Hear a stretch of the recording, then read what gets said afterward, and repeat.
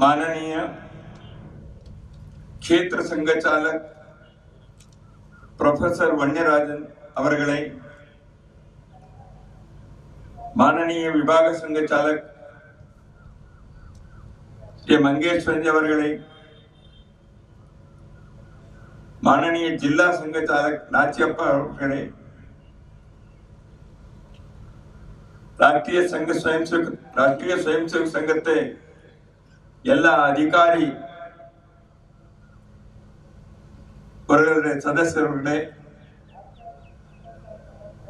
ಪ್ರಿಯಪಟ್ಟ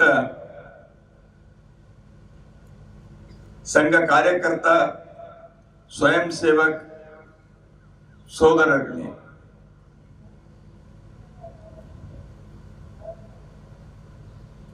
உங்கள் எல்லாருக்கும் உங்கள் குடும்ப சதஸ்யர்களுக்கும் स्वातंत्र दिवसത്തെ வாழ்த்துகள்.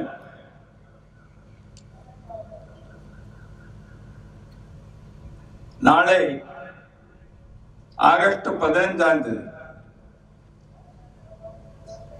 നമുക്ക് എല്ലാവർക്കും தெரியும், നാളെ സ്വാതന്ത്ര്യ ദിവസം ഇരിക്കും. हर घर तिरंगा നമ്മുടെ വീട്ടിലെ அந்த மேலே தேசிய கொடி அது இருக்கணும். पिछले एक सप्ताह से 10 दिन से देश भर में इस अमृत महोत्सव वर्ष के स्वातंत्र दिवस के उत्साह और उमंग पूरे देखने को मिल रहा है, अनुभव हो रहा है. मैं अभी महाराष्ट्र से, तेलंगाना से चेन्नई होकर यहां आया और हर जगह पर, हर स्थान पर, हर गांव में, हर शहर में स्वतंत्रता दिवस के इस अमृत महोत्सव के अवसर को लोगों ने एक अद्भुत उत्साह और आनंद से देशभक्ति के प्रचंड अभिव्यक्ति के साथ मना रहे हैं. ऐसे दृश्य देखने को मिलता है. भारत के करोड़ों करोड़ों लोगों के हृदय के अंदर स्वातंत्र के यह अनुभव और भारत भक्ति के यह दृश्य और भारत को विश्व में, विश्व के राष्ट्र मालिका में सर्वादरणीय प्रथम स्थान प्राप्त करवाना चाहिए, ऐसे मन की एक कामना और संकल्प यह सर्वदूर अनुभव में आता है, सर्वत्र अनुभव में आता है. इसलिए यहां भी उसका उल्लेख हुआ और इसी अमृत महोत्सव के इस अवसर पर देश के स्वतंत्रता के लिए कार्य करने के, त्याग बलिदान करने के और पूरे देश को देशभक्ति के द्वार से खड़ा करने के जो प्रयत्न हुआ, उस संदर्भ में एक पुस्तक का भी यहां विमोचन हुआ. इसलिए इस कार्यक्रम भी उस मालिका में एक है, ऐसे मैं मानता हूं. माननीय क्षेत्र संघचालक श्री वन्यराजन जी अवர்களே, विभाग संघचालक श्री मंगेश्वरन जी अवர்களே, जिला संघचालक श्री नाचियப்பன் जी अवர்களே, ராஷ்டிரிய ஸ்வயம் சேவக சங்கத்தினுடைய அனைத்து விதமான பொறுப்புகளிலும் இருக்கக்கூடிய அதிகாரிகளே, பிரியமான சங்க காரியகர்த்தர்களே, ஸ்வயம் சேவக சகோதரர்களே, அனைவருக்கும் சுதந்திர தின நல்வாழ்த்துக்கள். நமக்கெல்லாம் தெரியும், நாளை ஆகஸ்ட் 15ஆம் தேதி சுதந்திர தினம். ஒவ்வொரு வீட்டிலும் மூவர்ண கொடி இருக்க வேண்டும் என்கிற செய்தி நாம் எல்லாம் அறிந்தது. கடந்த ஒரு வாரம் 10 நாட்களாக நாடு முழுமைக்குமான இந்த விடுதலை பெற்ற அமுத பெருவிழாவின் உற்சாகங்கள், கொண்டாட்டங்கள் எல்லா இடங்களிலும் காணப்படுகிறது. நானும் மகாராஷ்டிரா, தெலுங்கானா, சென்னை இந்த பகுதிகளெல்லாம் கடந்து நான் பார்த்த பொழுது ஒவ்வொரு இடத்திலும் மக்கள் இந்த விழாவை ஒரு அற்புத உற்சாகத்துடனும் ஆனந்தத்துடனும் தேசபக்தியின் தீவிரமான வெளிப்பாடாக கொண்டாடுவதை காண முடிகிறது.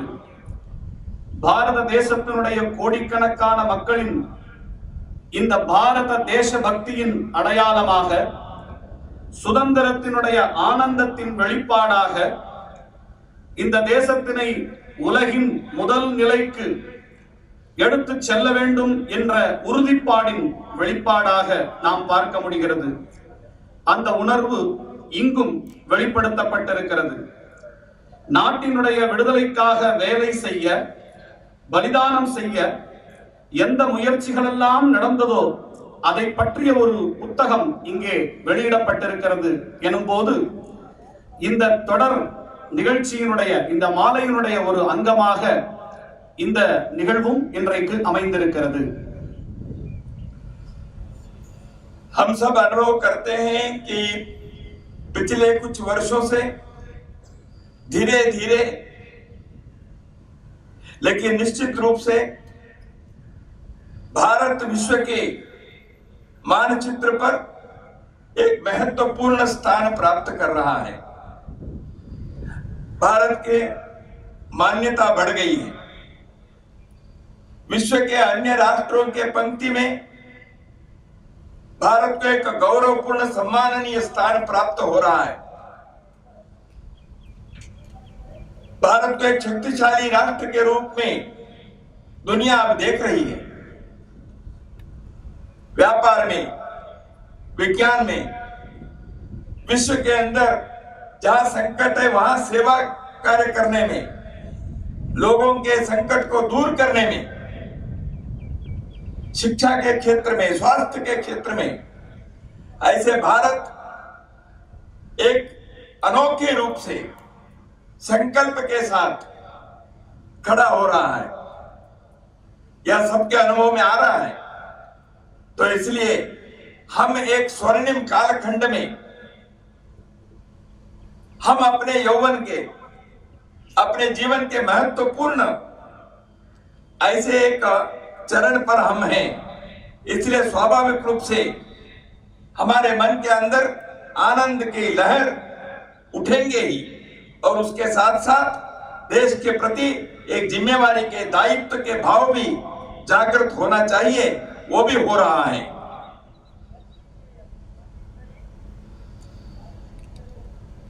கடந்த சில ஆண்டுகளாக மெல்ல, அதே நேரத்தில் மிக உறுதியாக உலகில் நாம் முன்னேறிக் கொண்டிருப்பதை நாம் அனுபவித்துக் கொண்டிருக்கிறோம். உலக அரங்கிலே நமது மரியாதை அதிகரித்திருக்கிறது. உலகத்தினுடைய மதிப்பிற்குரிய இடத்தை நோக்கி பாரத தேசம் முன்னேறிக் கொண்டிருக்கிறது. பாரத நாடு ஒரு சக்தி படைத்த நாடாக மாறிக்கொண்டிருப்பதை நாம் காண்கிறோம். வியாபாரம், விஞ்ஞானம், உலகத்திலே ஏற்பட்டிருக்கக்கூடிய கஷ்டங்களை நீக்குவதிலே நாம் எடுத்திருக்கக்கூடிய முயற்சி, கல்வி என பாரதம் அனைத்து துறைகளிலும் ஒரு திடமான முடிவுடன் முன்னேறிக் கொண்டிருப்பதை நாம் கண்டு கொண்டிருக்கிறோம். எனவே நாம் ஒரு பொன்மயமான காலகட்டத்தை நோக்கி பயணித்துக் கொண்டிருக்கிறோம். அதன் ஆனந்த அலைகள் நமக்குள்ளே இருப்பதை நாம் உணர்கிறோம். जैसे अभी पुस्तक विमोचन के समय अपने प्रचार प्रमुख सूर्यनारायण जी ने कहा, देश की स्वाधीनता के हुए संग्राम में भारत के करोड़ों लोगों ने जिस प्रकार भाग लिया, यह स्वतंत्रता के आंदोलन, स्वतंत्रता के संग्राम किसी कुछ हिस्से के लिए, एक प्रांत दो प्रांत के लिए सीमित नहीं रहा। कश्मीर से कन्याकुमारी तक, कच्छ से कामरूप तक, हिंदुस्तान के हर हिस्से में देश के विमोचन के लिए, देश की मुक्ति के लिए आवाज उठी। भारत के हर आयु वर्ग के लोग, छोटे बच्चे से लेकर, नौजवानों से लेकर बड़े आयु के लोग इसमें विभिन्न रूप से भाग लिए।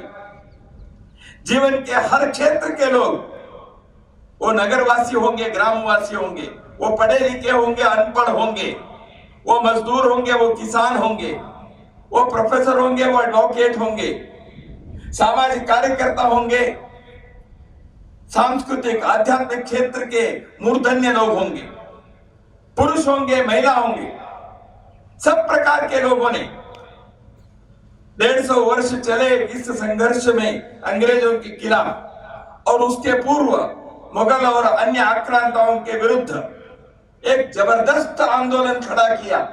उस आंदोलन के कारण भारत की एकता, ஒற்றுமை, भारत के अंतःसत्व, भारत के संकल्प शक्ति, यह दुनिया को परिचय हुआ।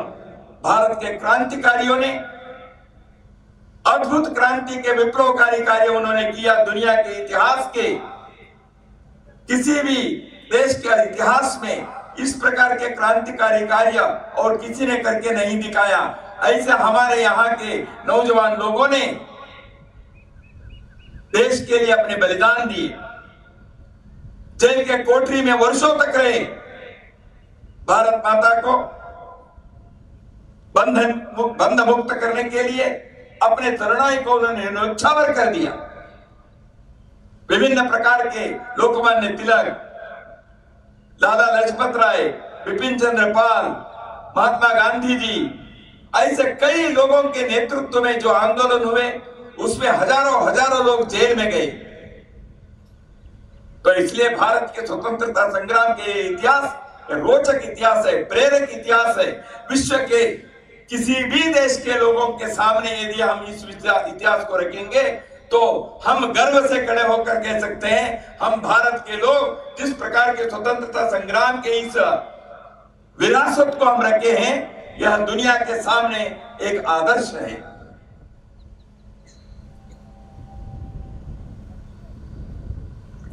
இப்பொழுது நமது இந்த நிகழ்விலே புத்தக வெளியீட்டு நிகழ்ச்சி நடந்தபோது நமது பிரச்சார பிரமுக திரு சூரியநாராயணன் அவர்கள் குறிப்பிட்டது போல, சுதந்திர போராட்டம் என்பது கோடிக்கணக்கான மக்கள் கலந்து கொண்ட ஒரு நிகழ்வு. ஏதோ ஒரு பகுதி, அந்த பகுதியிலே போராட்டம் நடந்தது என்றல்லாமல் காஷ்மீர் தொடங்கி கன்னியாகுமரி வரை, கட்ச் முதல் காமரூபம் வரை அனைத்து பகுதிகளிலும் இந்த குரல் எழுந்தது. சிறியவர்கள், பெரியவர்கள், இளைஞர்கள் என அனைத்து விதமான மக்களும் இந்த சுதந்திர வேள்வியிலே கலந்து கொண்டனர். வாழ்க்கையினுடைய அனைத்து பகுதி மக்களும் இந்த விடுதலை போராட்டத்திலே கலந்து கொண்டவர். படித்தவர்கள், படிக்காதவர்கள் என்ற வேறுபாடு இல்லாமல், இளைஞர்கள், முதியவர்கள் என்கிற வேறுபாடு இல்லாமல், ஏழை பணக்காரர்கள் என்ற வேறுபாடு இல்லாமல் அனைத்து விதமான மக்களும், ஆன்மீக பெரியோர்கள், ஆண்கள், பெண்கள் என சகல விதமானவர்களும் வெள்ளையர்களுக்கு எதிராக நடந்த போராட்டத்திலும், அதற்கு முன்பாக முகலாயர்களுக்கு எதிராக நடந்த போராட்டத்திலும் பாரத தேசத்தினுடைய ஒற்றுமையை வெளிப்படுத்துவதற்காகவும் பாரதத்தினுடைய உள்ளார்ந்த சக்தியை வெளிக்காட்டவும் இணைந்து போரிட்டனர். உலகத்தினுடைய எந்த ஒரு நாட்டிலும் அதன் வரலாற்றில் இப்படி ஒரு ஒப்பற்ற புரட்சி நடைபெற்றிருக்காது என்று சொல்ல முடியும். அப்படிப்பட்ட ஒரு மிகப்பெரிய புரட்சி நமது இளைஞர்களின் பலிதானத்தின் மூலமாக நாடு விடுதலை பெறுவதற்காக நடைபெற்றது. லோகமான்ய திலகர், லாலா லஜபதி ராய் போன்ற ஆயிரக்கணக்கான தியாகிகள், தலைவர்கள் சிறை சென்றனர். ஒப்பிட்டு பார்க்கும் போது பாரதம் பெருமிதத்துடன் இந்த வரலாற்றை நாம் கண்டுகொண்டிருக்கிறோம் என்பது உலகத்தினுடைய ஒரு தலைசிறந்த முன்னுதாரணமாக இருந்து கொண்டிருக்கிறது. इन सबके इस प्रकार के असीम पराक्रम, शौर्य, त्याग और बलिदान के कारण आज हम स्वतंत्र हैं। हम आज स्वतंत्र भारत के नागरिक हैं। लेकिन हमें केवल एक दिन 15 अगस्त को देशीय कोड़ी को फहराते हुए एक दिन इसको स्मरण करने से हमारा काम पूरा नहीं होता। हमारा कर्तव्य बनता है, उन सबके सपना क्या था, उन सबने कौन सा कार्य करने के लिए आगे बढ़े थे, हमें उन सबका स्मरण करना चाहिए। हमें उन सबके प्रति कृतज्ञता व्यक्त करना चाहिए। लेकिन साथ साथ उनके सपने को साकार करने के लिए, भारत के परम वैभव स्थिति पर पहुंचाने के लिए हमें अपने जीवन में कार्य करना पड़ेगा। और तीसरा है, पहले उनके प्रति कृतज्ञता, दूसरे उन्होंने जो सपना देखा उसको साकार करना, और तीसरा हमारे अगली पीढ़ी को घर घर में, अपने समाज में, अपने देश में, हमारे आने वाली पीढ़ी को, छोटे बच्चों को, नौजवान तरुणों को इस अद्भुत कहानी के परिचय देना चाहिए। भारत के स्वतंत्रता संग्राम के इतिहास को, उसके संदेश को हमें बताना चाहिए। इसको अनेक वर्षों तक आने वाले हर पीढ़ी स्मरण में रखे, इसलिए उनको यह पाठ भी पढ़ाना चाहिए। ये तीनों कार्य हमको करना पड़ेगा। பாரத நாட்டினுடைய எல்லையற்ற பராக்கிரமத்தாலும் தியாகத்தாலும் அதன் வீரர்களுடைய இந்த கடமை உணர்ச்சியினால் நாம் சுதந்திரம் அடைந்தோம். இப்பொழுது நாம் சுதந்திர நாட்டினுடைய குடிமக்கள். நாளை ஆகஸ்ட் 15ஆம் தேதி அன்று மட்டும் கொடியேற்றி வைத்து நாம் கொண்டாட்டங்களிலே ஈடுபடுவதோடு நமது கடமைகள் முடிவடைந்து விடாது. இந்த விடுதலைக்காக பாடுபட்ட பெரியவர்கள் எந்த வேலையை செய்தார்களோ, எந்த கருத்திற்காக வேலை செய்தார்களோ அதை நாம் நினைத்து பார்க்க வேண்டும். அதாவது அவர்களுடைய தியாக உணர்ச்சியினை நன்றியுடன் நாம் நினைத்து பார்ப்பது. இரண்டாவதாக, அவர்கள் என்ன கனவு கண்டார்கள் என்கிற விஷயத்தை உணர்ந்து கொள்வது. அதற்காக நாம் பாரதத்தை பரம வைபவமான நிலையை நோக்கி இட்டுச் செல்வதற்காக முயற்சிப்பது. இது மட்டுமல்லாமல் மூன்றாவதாக, நமது இளைஞர்களுக்கும் வரக்கூடிய அடுத்த தலைமுறையினருக்கும் இந்த தியாகிகளுடைய அற்புதமான செய்தியை, அந்த தியாக வரலாற்றினுடைய கதைகளை நமது பரம்பரைக்கு, வரக்கூடிய அடுத்த தலைமுறைக்கும் கற்பிக்க வேண்டிய ஒரு பெரும் கடமை நமக்கு இருக்கிறது.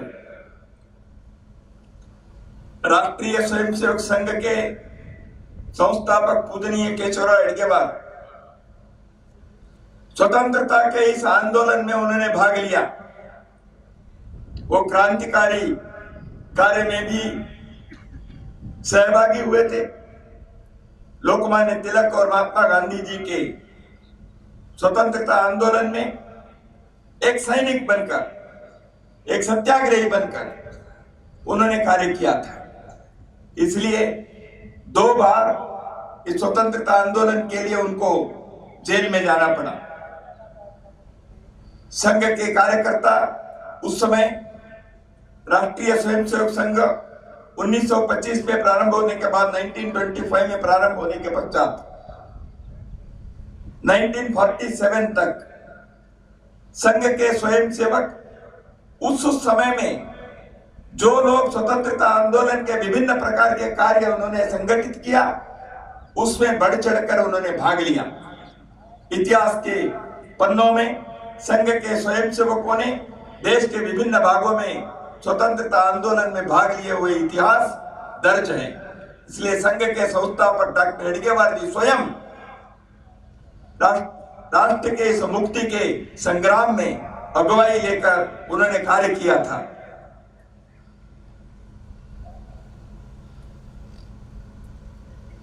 ராஷ்டிரிய ஸ்வயம் சேவக சங்கத்தினுடைய ஸ்தாபகராகிய பூஜனிய ஹெக்டேவார்ஜி இந்த விடுதலை போராட்ட வேள்வியில் பங்கேற்றார். புரட்சிகரமான பாதையிலும் அவருடைய கவனம் இருந்தது.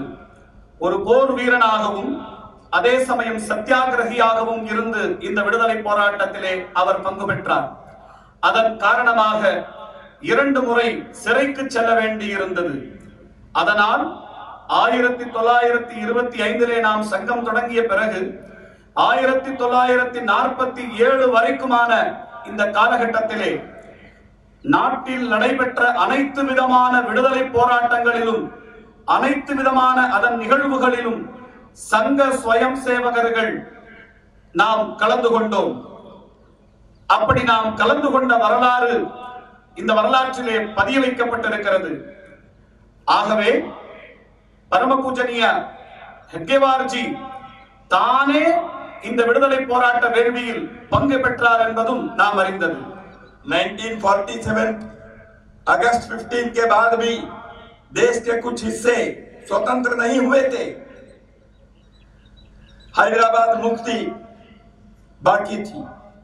इसलिए हैदराबाद के मुक्ति के लिए संघ के स्वयंसेवकों ने संघर्ष में सहभागी हुए। गोवा के मुक्ति के गोवा के विमोचन के लिए संघ के स्वयंसेवक सत्याग्रह किए, क्योंकि अंग्रेज तो चले गए, हैदराबाद के मुक्ति निजाम से करना था। गोवा के विमोचन पोर्चुगीज लोगों से करना था। दादरा नगर हवेली जो गुजरात के पास हैं, वो सब 15 अगस्त को उनके स्वतंत्र नहीं मिला था उनको। इसलिए उनके स्वातंत्र के संग्राम में भी राष्ट्रीय स्वयंसेवक संघ के स्वयंसेवक प्रमुखता से भाग लिए और गोवा के मुक्ति संग्राम में संघ के कई अनेकों स्वयंसेवक वहां के जेल में रहे, पोर्चुगीज सरकार के अत्याचार और दमन के शिकार भी बने। ऐसे 1947 के बाद के भी संग्राम के इतिहास जो है उसमें भी संघ के स्वयंसेवकों ने भाग लिया।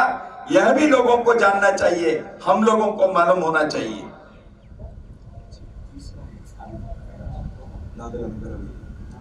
दादरा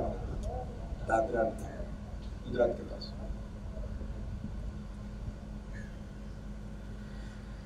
1947 ஆகஸ்ட் 15க்கு பிறகும் இந்த நாட்டினுடைய சில பகுதிகள் முழுமையாக விடுதலை பெறாமல் இருந்தது.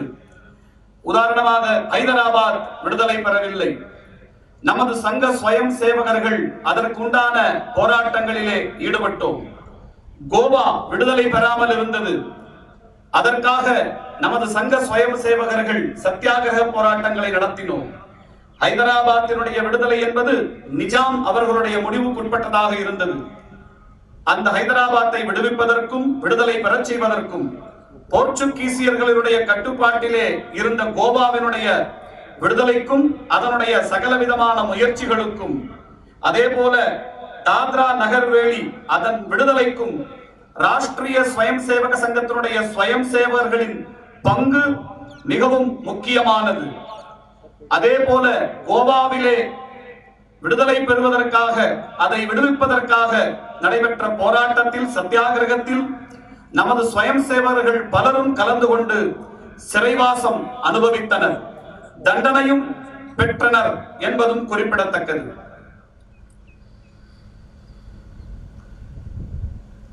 संघ के कार्य आज सर्वदूर परिचित है। भारत के राष्ट्र जीवन में संघ कार्य आज महत्वपूर्ण स्थान पर पहुंच गया है। इसलिए संघ सर्वदूर लोगों को कार्य करते हुए दिखता है। संघ के स्वयंसेवक जीवन के हर क्षेत्र में राष्ट्रीय पुनर्निर्माण के कार्य में अत्यंत सक्रियता से, संकल्प से, समर्पण भाव से, सेवा मनोभाव से स्वयंसेवक लाखों की संख्या में लगे हैं। इसलिए संघ के स्वयंसेवक आज देश भर में सक्रिय होने के कारण सभी को परिचय है ही।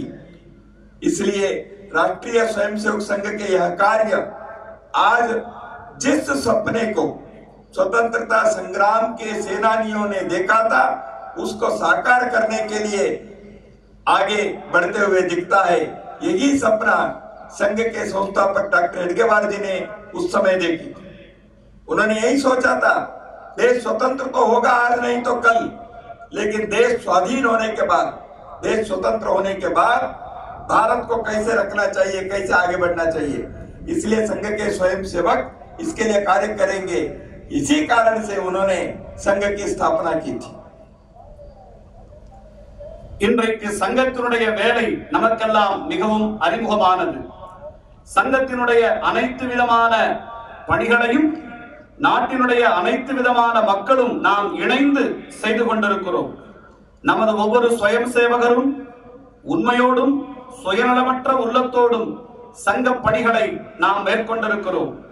விடுதலை போராட்ட வீரர்கள் எந்த கனவை கண்டார்களோ அந்த கனவை நனவாக்குவதற்கு நாம் முயற்சி செய்து கொண்டிருக்கிறோம். அதைத்தான் நமது டாக்டர் ஹெட்கேவார் ஜியும் விடுதலை போராட்ட வீரர்கள் எந்த கனவை கண்டார்களோ அந்த கனவை நனவாக்குவதற்காக செய்த முயற்சிகளை நாம் இன்றைக்கும் தொடர்ந்து செய்து கொண்டிருக்கிறோம். संघ इसलिए भारत में उसने जो काम लिया है वो समाज का संगठन का काम है। हिंदू समाज को संगठित करते हुए भारत के राष्ट्रीय पुनर्निर्माण का एक महत् कार्य संपन्न होना चाहिए। भारत की पहचान यह हिंदू है, भारत की अस्मिता यह हिंदुत्व है। स्वामी विवेकानंद, महर्षि अरविंदो सरी के लोगों ने भारत के इस पहचान को न केवल भारत के अंदर बल्कि पूरे विश्व में उन्होंने इस विषय को अत्यंत आग्रह पूर्वक उन्होंने रखा है। इसलिए भारत के हिंदू समाज का संगठन यह एक राष्ट्रीय कार्य है। भारत को आगे बढ़ाने के लिए, भारत के हर क्षेत्र के तरक्की के लिए, भारत के राष्ट्रीय पुनर्निर्माण के इस महान लक्ष्य को पूरा करने के लिए हिंदू समाज संगठित होकर, खड़ा होकर पूरे समाज को एक दिशा देने से ही, समाज को सक्रिय करने से ही यह कार्य पूरा होगा। यह हमारा विश्वास है, हमारा आस्था है।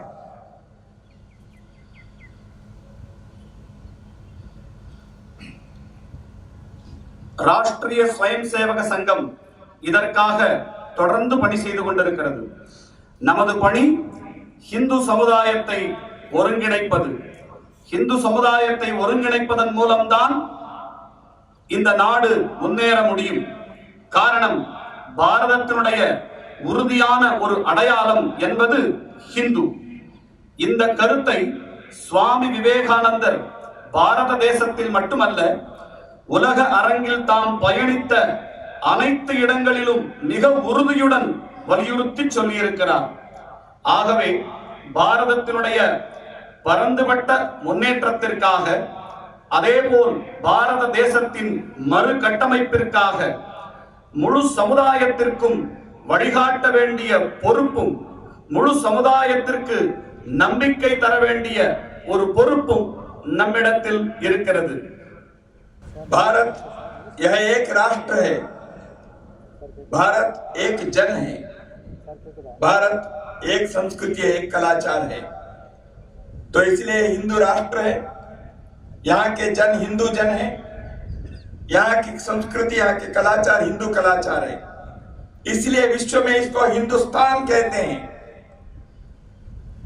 तो इसलिए भारत की पहचान, भारत की अस्मिता जब तक सक्रिय रूप से अभिव्यक्त होता रहेगा, तब तक भारत के अपनापन, भारत के आत्मविश्वास यह जागृत रहेगा।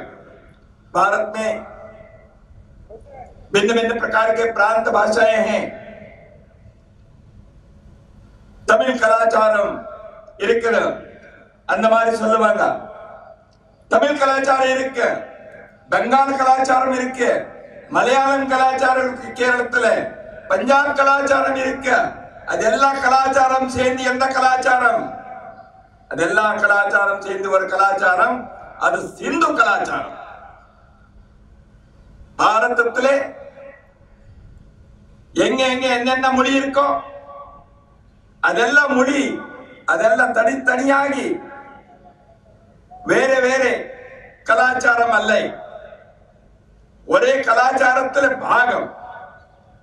இததான் இந்துஸ்தானத்திலே அறிமுகம்।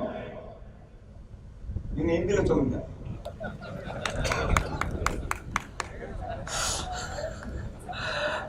பாரதம் ஒரு மிகப்பெரும் நாடு, பாரதம் ஒரு மிகப்பெரும் மனித சமுதாயத்தின் அடையாளம், பாரதம் ஒரு பண்பாடு, பாரதம் என்பது ஒரு கலாச்சாரத்தினுடைய அடையாளம், அதுதான் ஹிந்து। ஆகவேதான் உலகம் இதை ஹிந்துஸ்தானம் என்று சொல்கிறது। ஹிந்துதான் பாரதத்தினுடைய அடையாளம்। உலக அரங்கிலே பாரதத்தினுடைய நம்பிக்கை என்பது ஹிந்து। பாரதம் தனது நம்பிக்கையை இந்த இந்துத்துவத்தின் அடிப்படையிலே தான் வளர்த்துக் கொண்டிருக்கிறது। இன்றைக்கு அனைவரும் பேசுவது போல தமிழ் கலாச்சாரம், பெங்கால் கலாச்சாரம், மலையாள கலாச்சாரம் என்கின்ற பல வகையான கலாச்சாரங்களை பற்றி நாம் பேசிக் கொண்டிருக்கிறோம்। இவை அனைத்தும் இணைந்துதான் ஹிந்து கலாச்சாரம்। இவை எதுவுமே தனிப்பட்ட ஒரு கலாச்சாரம் என்பது கிடையாது। இவைகள் அனைத்தும் இணைந்ததுதான் ஹிந்து கலாச்சாரம்।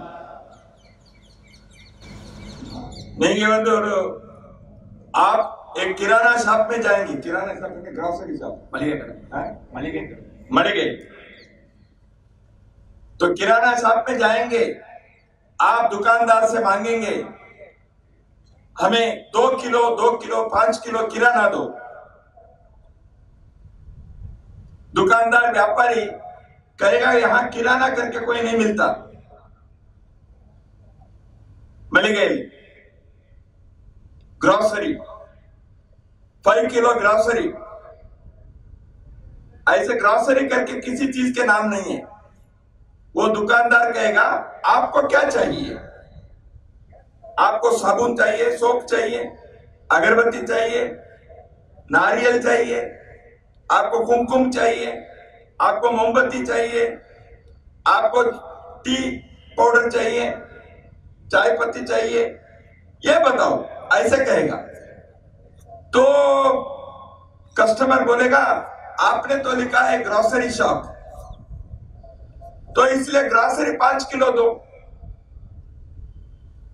किसी भी ग्रोसरी शॉप में ग्रोसरी नहीं मिलता, वहां चाय पत्ती मिलती है, वहां वेल्लम इरुक्के, कुमकुमम इरुक्के, वहां मैच बॉक्स है।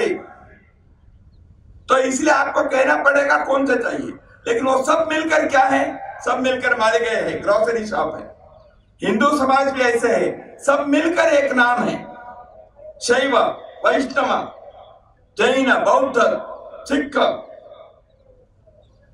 तमिल, बंगाल, पंजाब, आप कोई भी पंथ, संप्रदाय, भाषा, भिन्न भिन्न प्रकार के आप कह सकते हो, लेकिन सबके मिलकर एक नाम जो है वो हिंदू है। इसलिए हिंदू किसी एक का नाम नहीं है, सबका मिलकर हिंदू है। நாம் ஒரு மளிகை கடைக்கு செல்கிறோம், அந்த கடையிலே சென்று எனக்கு 2 கிலோ மளிகை தாருங்கள், 5 கிலோ மளிகை தாருங்கள் என்று நாம் கேட்டால் எந்த கடைக்காரராவது கொடுப்பாரா? உங்களுக்கு என்ன மளிகை வேண்டும் என்று கேட்பார் அல்லவா? நாம் வெறுமனே மளிகை தாருங்கள் என்று சொன்னால் இங்கு எந்த மளிகை என்பதை நீங்கள் குறிப்பிட்டு சொல்லாமல் நாம் கேட்க முடியாது। உங்களுக்கு சோப்பு வேண்டுமா, ஊதுபத்தி வேண்டுமா, குங்குமம் வேண்டுமா, தேயிலை வேண்டுமா என கடையில் இருக்கக்கூடிய பொருட்களை குறிப்பிட்டு சொன்னால் தானே அந்த பொருட்களை தர முடியும்। வெறுமனே மளிகை என்ற மாத்திரத்திலேயே எந்த குறிப்பிட்ட பொருளையும் தர முடியாது।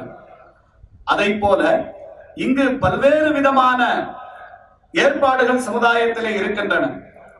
சைவம், வைணவம், பௌத்தம், சீக்கியம், அதுபோன்ற மொழிகள் என பல்வேறு விதமான பிரிவுகள், இவை அனைத்தும் சேர்ந்துதான் ஹிந்து என்று சொல்கிறோம்.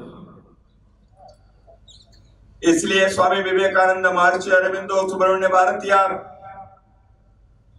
इन सब ने भारत के इस हिंदू परिचय को, हिंदू अस्मिता को उन्होंने सामने रखा. तो इसलिए भारत के उत्थान हिंदू समाज के उत्थान से जुड़ा हुआ है. भारत की शक्ति हिंदू समाज के संगठन में शक्ति है, तो वह शक्ति भारत की शक्ति है. भारत की उन्नति हिंदू समाज के उन्नति के साथ जुड़ी हुई है. भारत के समस्या हिंदू समाज की समस्या है.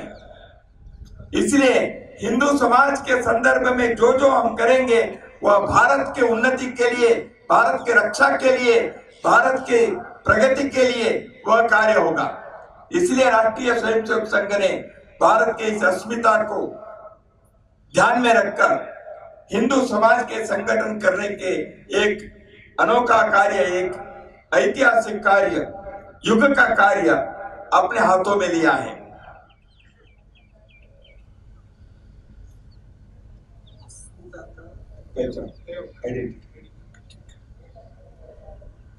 சுவாமி விவேகானந்தர், மகரிஷி அரவிந்தர், பாரதியார் என விடுதலைக்காக பாடுபட்ட அனைவரும் பாரதத்தினுடைய அடையாளம் என்பது ஹிந்து, பாரதத்தினுடைய முன்னேற்றம் என்பது ஹிந்துவினுடைய முன்னேற்றம் என்பதை மிக உறுதியாக சொல்லி இருக்கிறார்கள்.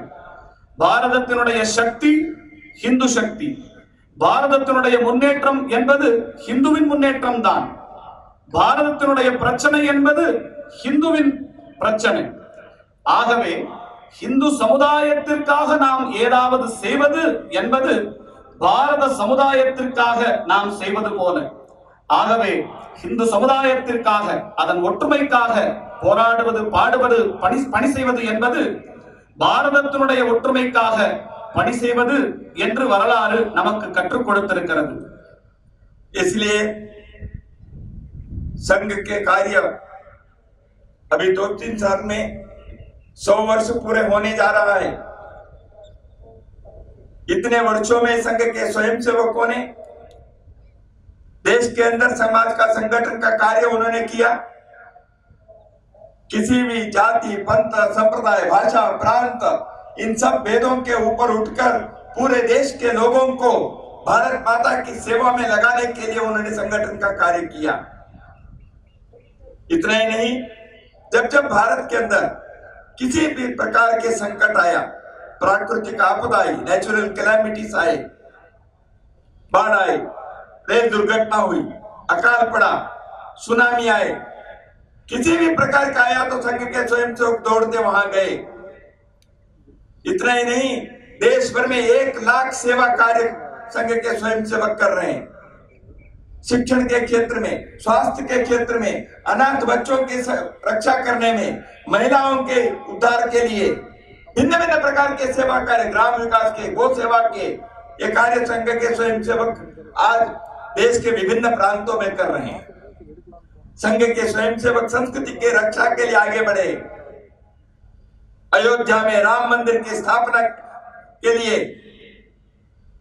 एक भव्य मंदिर के निर्माण के लिए जो आंदोलन देश भर में प्रस्फुटित हुआ, उस आंदोलन के पीछे एक प्रचंड शक्ति के नाते संघ के स्वयंसेवक वर्षों तक कार्य किए. आज अयोध्या में प्रभु श्री रामचंद्र के भव्य मंदिर का निर्माण का कार्य चल रहा है. देश की सीमा की रक्षा करने, कश्मीर में, असम में, कहीं भी, तब संघ के स्वयंसेवक अपने प्राण के किसी भी प्रकार के परवाह न करते हुए देश की सुरक्षा के साथ, मिलिट्री के साथ, पुलिस के साथ, सरकार के साथ खड़े होकर देश की रक्षा के लिए आगे बढ़े.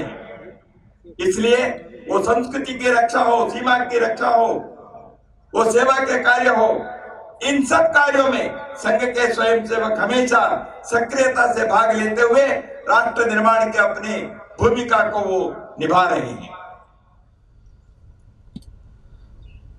சங்க வேலை என்பது இன்றும் 2-3 ஆண்டுகளில் தனது 100 காலகட்டத்தை நிறைவு செய்யவிருக்கிறது.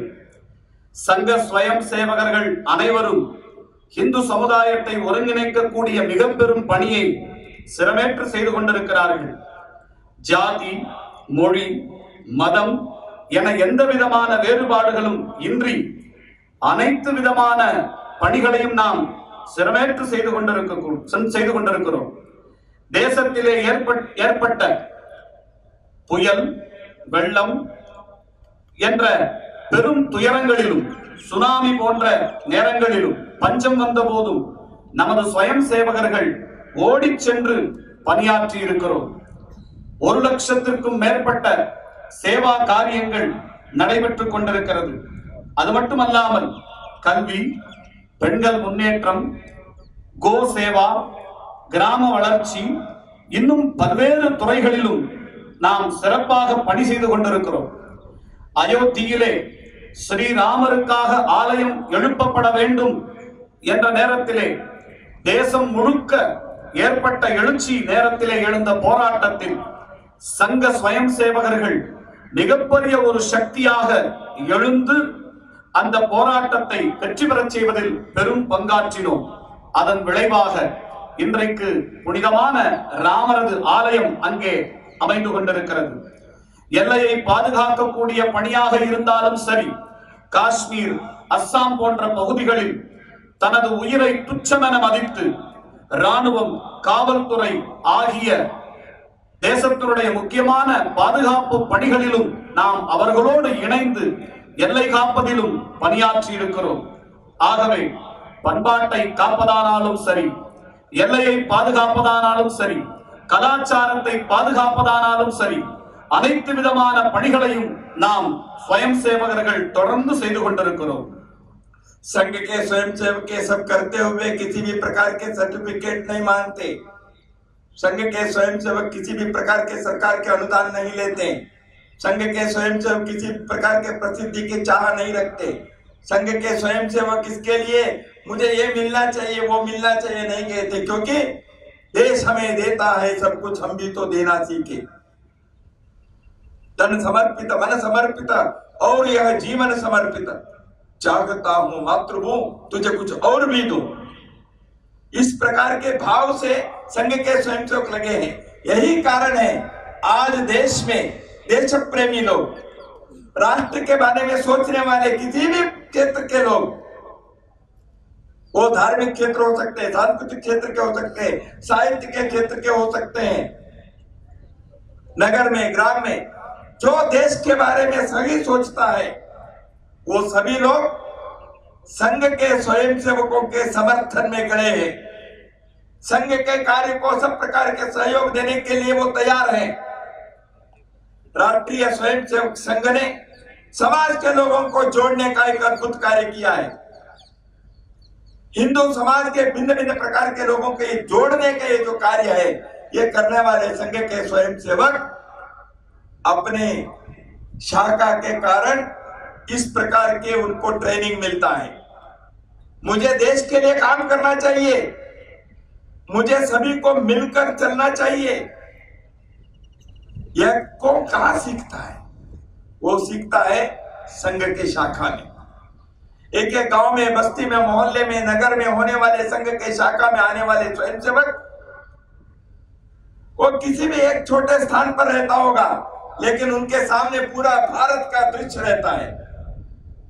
वो संघ में छोटा काम करता होगा, लेकिन वो पूरे देश के लिए काम करने का एक गर्व उनके अंदर है.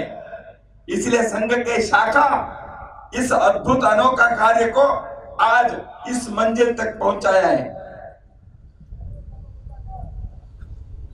இந்த விதமான சேவை பணிகள் செய்யும் போதும் நாம் ஸ்வயம் சேவகர்கள் அரசாங்கத்திடமிருந்து எந்த ஒரு சான்றிதழையும் எதிர்பார்ப்பதில்லை.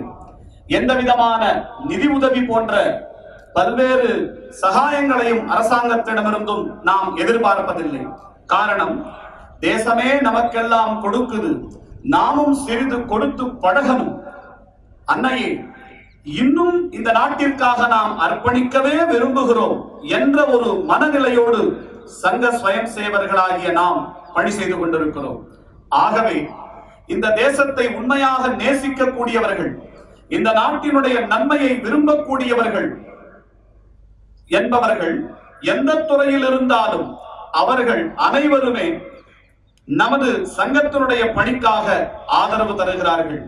கிராமத்தில், நகரத்தில், பல்வேறு இடங்களிலும் நடக்கக்கூடிய சங்க வேலைகள் அனைத்திலும் இப்படிப்பட்ட பெரியவர்கள், தேசப்பற்றாளர்கள் அனைவரும் நம்முடன் இப்போது சேர்ந்து பணி செய்கிறார்கள்.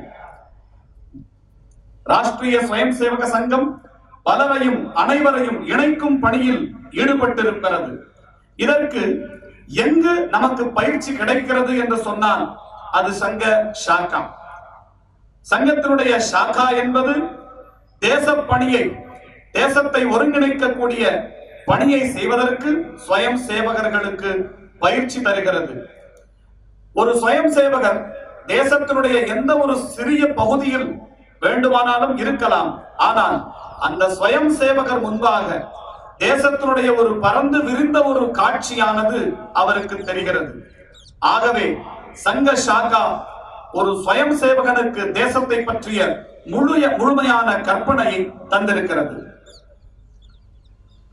राष्ट्रीय स्वयंसेवक संघ ने इसलिए निश्चय किया है, हिंदुस्तान के हर मंडल में संघ की शाखा आने वाले 2-3 वर्षों में हमें वहां तक पहुंचाना चाहिए। गांव-गांव में संघ के स्वयंसेवक तैयार होना चाहिए। करेगा कौन? आज जो संघ के स्वयंसेवक हैं, आज जो संघ के स्वयंसेवक खंड में है, मंडल में है, तालुक में है, वो अपने अगल बगल के पड़ोसी गांवों में जाएंगे, वहां लोगों को इकट्ठा करेंगे। देश के उन्नति के लिए, देश के ऋण चुकाने के लिए अपने को करना है। हमें अपने गांव की रक्षा करनी चाहिए, हमें अपने लोगों की उन्नति करनी चाहिए। इसलिए आइए इस प्रकार के संदेश लेकर संघ के स्वयंसेवक हर मंडल में, हर गांव में नई नई शाखा खोलते हुए देश के लिए कार्य करने वाले, भारत के उन्नति के सपने को साकार करने वाले स्वयंसेवकों को वो तैयार करेंगे।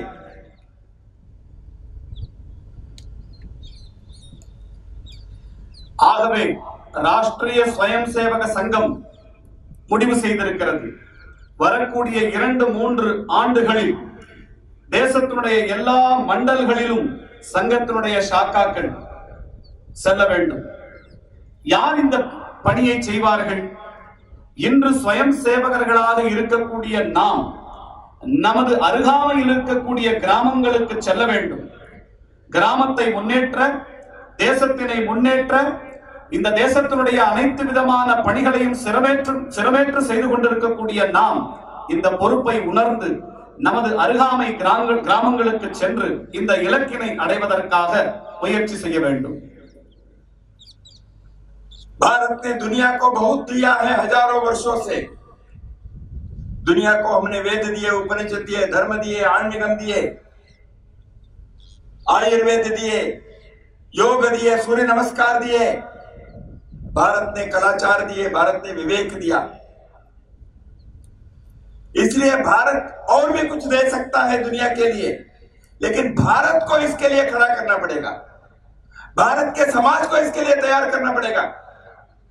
यदि हम भारत के अंदर जाति के नाम पर, भाषा के नाम पर अलग अलग हो गए तो हमारी शक्ति कहां रहेगी? हम यदि अगड़ा पिछड़ा, फॉरवर्ड बैकवर्ड इसमें झगड़ते रहेंगे, हमारी एकता कहां से आएगी? हम यदि भारत के अंदर अनटचेबिलिटी, अस्पृश्यता के आचरण करेंगे, मानवता के प्रश्न कहां चला गया? जब हम भारत में कहते हैं हर व्यक्ति के अंदर भगवान है, ईश्वर है, परमात्मा है, तो अस्पृश्यता के आचरण करना भारत के लिए कलंक है। इसलिए इन चीजों को दूर करते हुए हमें गांव-गांव में इस महान संदेश को लेकर जाना पड़ेगा। इसलिए राष्ट्रीय स्वयंसेवक संघ ने सामाजिक समरसता के, सौहार्द के एक बहुत बड़ा कार्य अपने कंधों पर लिया है।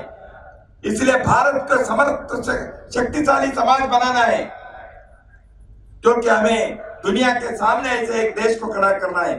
इसलिए इन सारी बातों को ठीक करते हुए, निराकरण करते हुए ऐसे समाज को संगठित करना है, तो संघ के शाखा यही एकमात्र रास्ता है। உலகத்திற்கு பாரதம் மிகப்பெரிய பங்காற்றி இருக்கிறது. நாம் நிறைய தந்திருக்கிறோம். ஆயுர்வேதம், அறிவியல், விஞ்ஞானம், கலாச்சாரம், யோகம், பண்பாடு, இன்னும் ஏராளமான விஷயங்களை பாரதம் உலகிற்கு வழங்கி இருக்கிறது. இவையெல்லாம் வழங்க வேண்டும் என்று சொன்னால் இதை வழங்குவதற்கு நாம் உறுதியுடன் நிலைத்து நிற்க வேண்டும். நாம் நமக்குள்ளாக முன்னேறியவர்கள், பிற்பட்டவர்கள் என்ற வேறுபாடுகளில் இன்னும் பல வேறுபாடுகளுடன் இருக்கும் போது இது எப்படி சாத்தியமாகும்? நமக்குள் நாமே தீண்டத்தகாதவர்கள் என்பது போன்ற பிரிவினைகளை, வேறுபாடுகளை வைத்திருக்கும் போது இது எப்படி சாத்தியமாகும்? பரமேஸ்வரன் எல்லா இடத்திலும் பரந்திருக்கிறார். ஆகவே தீண்டத்தகா, தீண்டாமை என்பது ஒரு மிகப்பெரிய கலங்கம் என்பதை உணர்ந்து இது போன்ற வேற்றுமைகளை நீக்குவதற்காக ஸ்வயம் சேவர்களாகிய நாம் முயற்சிக்க வேண்டும். பாரதம் சக்திசாலியான, வல்லமையான நாடாக மாறுவதற்காக நாம் முயற்சிக்க வேண்டும். இந்த விதமான முயற்சிகளுக்கு பயிற்சி என்பது சங்க சாக்கா நித்தியமாக நமக்கு தந்து கொண்டிருக்கிறது. अपने समाज की जो छोटी इकाई है वो हमारे कुटुंब है, फैमिली है। एक एक कुटुंब के अंदर हमें हिंदुत्व के भाव को जागृत करना पड़ेगा। अपने जीवन में इस हिंदुत्व के विषयों को अपने प्रतिदिन के जीवन में आचरण में लाना पड़ेगा। हमारे अगली पीढ़ी को अपने देश के इतिहास, संस्कृति के बारे में बताते हुए जीवन मूल्यों को सिखाना पड़ेगा, लाइफ वैल्यूज को सिखाना पड़ेगा। भारत के व्यक्ति दुनिया में कहीं भी जाता है, वहां के समाज भारत के व्यक्ति के प्रति सम्मान रखता है, क्योंकि हमारी संस्कृति ऐसे है, हमारे संस्कार ऐसे हैं। इसलिए भारत के हर घर के अंदर, हर परिवार के अंदर, कुटुंब के अंदर हमें इस हिंदुत्व के सुगंध को फैलाना चाहिए। इसलिए संघ के कार्य में कुटुंबों के इस प्रकार के समाज के लिए कुटुंब व्यवस्था, भारत के उन्नति के लिए कुटुंब के जीवन मूल्य, सारे मानवता के उद्धार के लिए हमारे कुटुंब के अंदर हम इस प्रकाश को, संस्कृति के सुगंध को आगे बढ़ाएंगे। इसी प्रकार एक एक कुटुंब के अंदर ऐसे भारत भक्ति पूरक कुटुंब के जीवन मूल्य, इसको हमें आगे बढ़ाना पड़ेगा। इसलिए 4, 5, 10 कुटुंब एक एक मोहल्ले में, गांव में इकट्ठा कर हमें अपने अपने कुटुंब कैसे अच्छा रखना चाहिए, इस दृष्टि से भी सोचना चाहिए।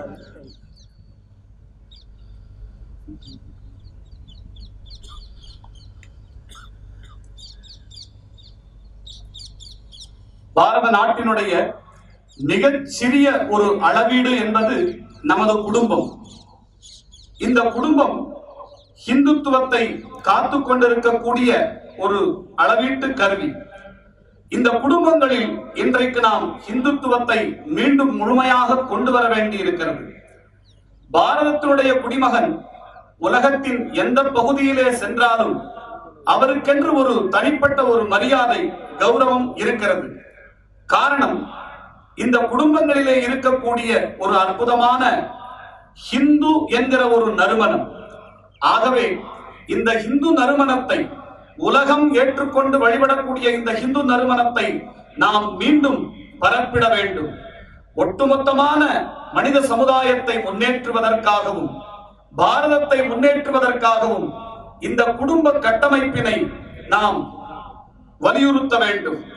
ஆகவே இந்த குடும்பங்கள் முன்னேறுவதற்காக நாம் நமது பகுதிகளிலே பணி செய்ய வேண்டும். நமது பகுதிகளில் 10-15 குடும்பங்கள் ஒருங்கிணைந்து இதற்காக என்னவெல்லாம் செய்ய வேண்டியிருக்கிறது என்பதை சிந்திக்க வேண்டும். കുടുംബത്തിലെ കുടുംബ പண்புகள் இருந்தால் கோமாதா பாதுகாப்பது சம்பவம். குடும்பத்திலே பண்புகளை இந்து பண்புகள் இருந்தால் கோவில் மந்திரம் பாதுகாப்பது சம்பவம். குடும்பத்திலே இந்து பண்புகள் இருந்தால் நம்முடைய தாய்மொழி பாதுகாப்பது சம்பவம். ಅದಕ್ಕಾಗಿ ಕುಟುಂಬ ರಕ್ಷಣೆ ಇದಕ್ಕಾಗಿ ಅವಶ್ಯಂ. வீடுகளிலே இந்து தன்மை இருந்தால் கோமாதா பாதுகாக்கப்படும், பசுவினம் பாதுகாக்கப்படும். வீடுகளிலே இந்து தன்மை இருந்தால் ஆலயங்கள் பாதுகாக்கப்படும். நமது வீடுகளிலே இந்து தன்மை வலிவுடன் இருந்தால் நமது தாய்மொழி பாதுகாக்கப்படும். ஆகவே இவை அனைத்தும் பாதுகாப்பதற்கு குடும்பத்தை, हिंदुत्वத்தை நாம் பாதுகாக்க வேண்டும். उसी प्रकार हम एक बार हिंदू जीवन मूल्यों को सीख लिया, हमारे जल जंगल जमीन जानवर इनकी रक्षा होगी, हमारे पर्यावरण के एनवायरनमेंट की रक्षा होगी. इसलिए हम अपने नदी को हमारी रक्षा करना चाहिए, हमारे पेड़ों की रक्षा करना चाहिए, हमारे पहाड़ों की रक्षा करनी चाहिए. इस पेड़ में, इस पहाड़ में, इस नदी के पानी में हम ईश्वर को देखते हैं. इसलिए आज विश्व के अंदर आवाज है, पर्यावरण की रक्षा करो. हिंदू जीवन मूल्यों से हम पर्यावरण की रक्षा करेंगे. इसलिए हिंदू जीवन मूल्यों की रक्षा करने के लिए संघ के स्वयंसेवक समाज के अंदर इस शाखा के तंत्र के द्वारा हम समाज को संगठित करते हुए भारत के अंदर एक परिवर्तन के बहुत बड़ा एक लहर जागृत करने के लिए, सक्रिय करने के लिए हम आगे बढ़ेंगे.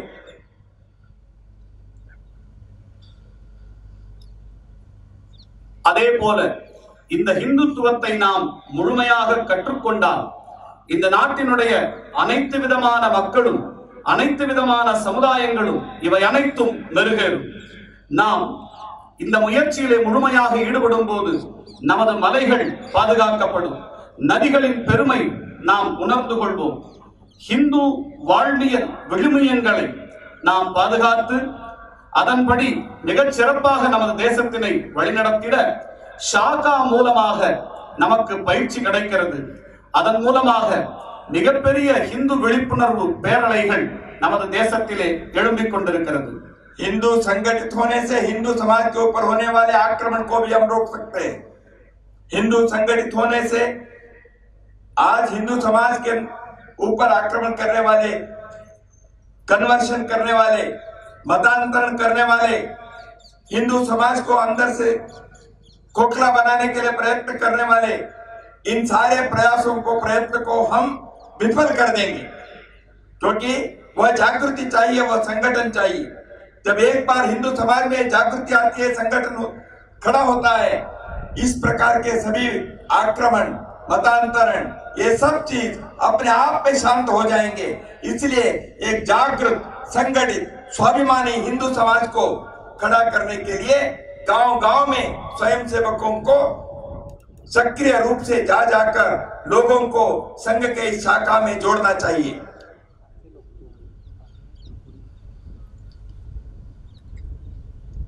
हिंदू சமுதாயம் ஒருங்கிணைந்தால் இந்த தேசத்தின் மீது ஏற்பட்டிருக்கக்கூடிய ஆக்கிரமிப்புகள் விலகும். இந்து சமுதாயம் ஒருங்கிணைந்தால் இந்த தேசத்திலே ஏற்பட்டிருக்கக்கூடிய மதமாற்ற முயற்சிகள் நிறுத்தப்படும். இந்து சமுதாயம் ஒருங்கிணைந்தால் இந்த தேசத்திற்கு எதிராக பல்வேறு முயற்சிகளின் மூலமாக குழி தோண்டுவர் அவர்களுடைய முயற்சிகளை எல்லாம் நாம் வேறறுக்க முடியும். இந்த விழிப்புணர்வு நமக்கு வேண்டும்.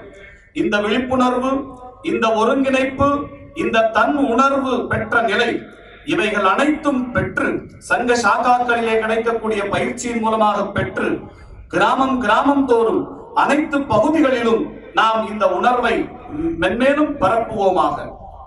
इसलिए संघ के इस कार्य के लिए हमारे जीवन के इस महत्वपूर्ण स्वर्णिम समय को अधिकाधिक देने का संकल्प हम करें. भारत के उत्थान के इस महान कार्य में सहभागी होने के सौभाग्य हमारा है. हम भारत में जन्मे हैं, यह हमारा सौभाग्य है. हम हिंदू होकर जन्मे हैं, इसलिए हमारा यह सौभाग्य है. हम भारत के स्वतंत्रता के अमृत महोत्सव के इस अवसर पर हम तरुण हैं, जवान हैं, भारत के नागरिक हैं, यह हमारा सौभाग्य है. हम भारत में राष्ट्रीय स्वयंसेवक संघ के स्वयंसेवक बनने का गर्व के यह सौभाग्य हमारा है। इसलिए इस सौभाग्य के मालिका में हम और एक सौभाग्य जोड़े, भारत के लिए जिएंगे, भारत के लिए मरेंगे और भारत के लिए ही हमारा जीवन के कण कण क्षण क्षण या हमारा समर्पण करेंगे। इस संकल्प को लेकर भारत के भाग्य विधाता बनने के लिए संघ के स्वयंसेवक सारे समाज को जागृत करने का एक स्वर्णिम अवसर आज है। इसलिए इस कार्य में आगे बढ़ते हुए हमारे समाज को यह संदेश देते हुए जीवन की सार्थकता को हम प्राप्त करेंगे। यही निवेदन करते हुए मेरे वाणी को यहाँ विश्राम देता हूं। आप सबको पुनः एक बार शुभकामनाएं। नमस्कार। இந்த பொன்மயமான காலகட்டத்தில் நாம் இந்துவாக பிறந்தது என்பது நமது பெரும் பாக்கியம். இந்த 75வது சுதந்திர விழாவை கொண்டாடி கொண்டிருக்கக்கூடிய அமுத விழா நடைபெற்றுக் கொண்டிருக்கக்கூடிய நேரத்தில் நாம் இருப்பது நமது பெரும் பாக்கியம். ராஷ்டிரிய ஸ்வயம் சேவக சங்கத்தினுடைய அங்கத்தினராக நாம் இருப்பது, ஸ்வயம் சேவகர்களாக இருப்பது மிக பெரும் பாக்கியம். இந்த நேரத்தில் நாம் பாரதத்திற்காக வாழ்வோம், பாரதத்திற்காக வீழ்வோம். ஒவ்வொரு கணமும் ஒவ்வொரு நிமிடமும் இந்த துடிப்புணர்வுடன் நாம் நிற்போம். இந்த தேசத்தினுடைய விதியை முடிவு செய்பவர்களாக, இந்த தேசத்தினுடைய முன்னேற்றத்தை பற்றி யோசிப்பவர்களாக நமது வாழ்வின் ஒவ்வொரு நொடி பொழுதும் கழியட்டும். அதற்காகவே பணி செய்வோம் என்று கேட்டுக்கொண்டு எனது உரைக்கு திரையிடுகிறேன்.